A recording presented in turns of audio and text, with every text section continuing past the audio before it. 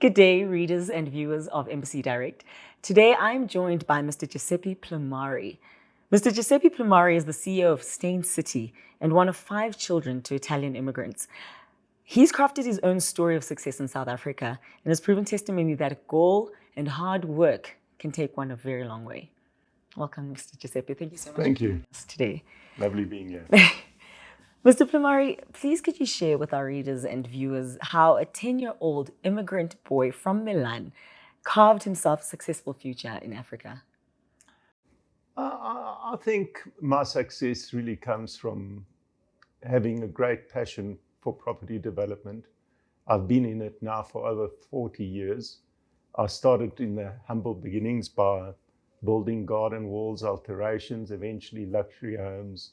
Then I went into development. And I think my break came a little bit when in the early 80s, a lot of people lost confidence in the future of the country and were leaving. And I saw a great opportunity.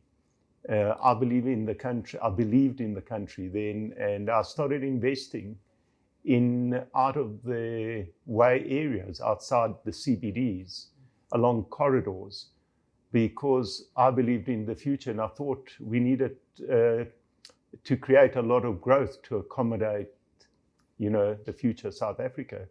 And I think I was just lucky enough that things turned out the way they did, and we had some great success.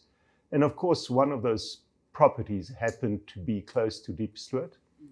And then I had the privilege and luck in meeting Steyn,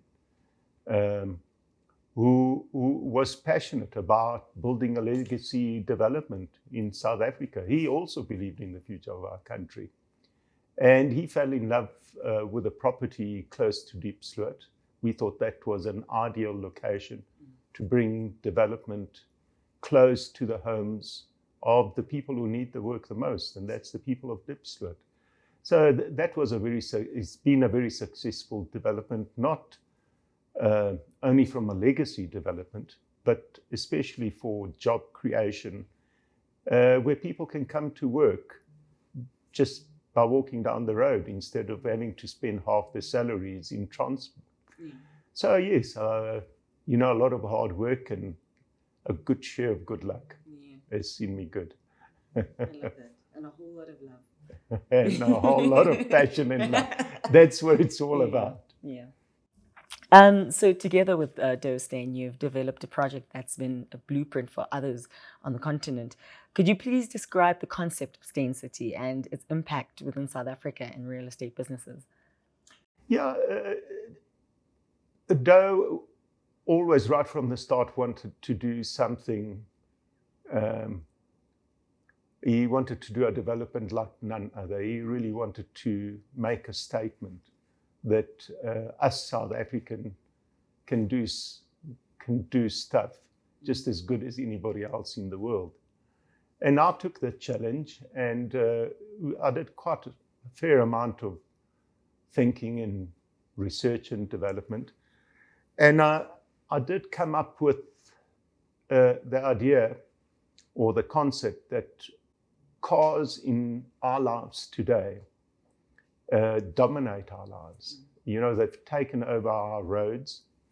We really can't use our roads for pedestrians any longer. We're scared to send our kids to the shops.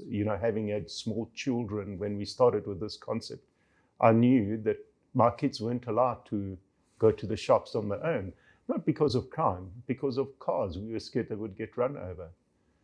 So really, I observed that I think cars, without realizing, have become our enemies. We live in islands in a sea of traffic. We don't meet our neighbors any longer. At best we wave from our car to say hello or goodbye to them. And I think we've lost that sense of belonging. And I think that's what we focused on, creating a lifestyle that really belongs to the people, to the pedestrians. We've pedestrianized the whole of Steyn City. And that's going to, over time, together with our 40 kilometers of promenades. You're going to bump into everybody that lives there. And it's going to create a lot of friendship. And of course, it's going to create that sense of belonging that I think people crave so much. And it's a game changer. And of course, coupled together with security, which is top of mind, and being able to live a life from cradle to grave in your environment, I think you can live a great life there. And I think that's been a game changer in the industry. So you are considered as one of your industry's most successful businessmen and entrepreneurs. How has your ethos and work philosophy made it possible for you to reach such a privileged status? I think hard work is at the root of success.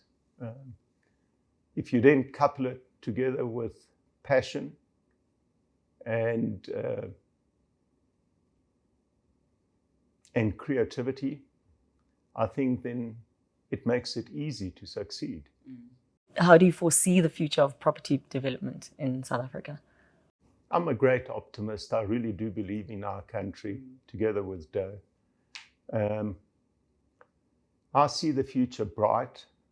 If we can just hold hands with government and we can get government to start changing some laws to make it investor friendly, I think there's a huge future in the continent. I think there's a huge need for bulk infrastructure development.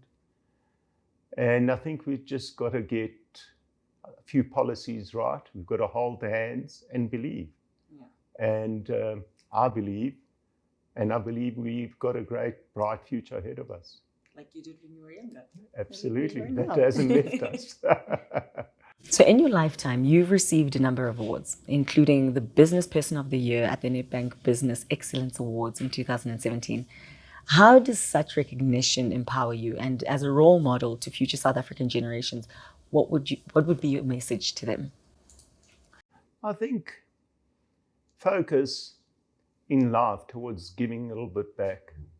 Don't enter into business ventures just for the sake of profits. Let's think about legacies, how we can make a difference to others at the same time. Let's work towards legacies that develop our youth, our community, by working together and being passionate. It will be so much easier to achieve the objective because everybody around you sees, what you're working towards.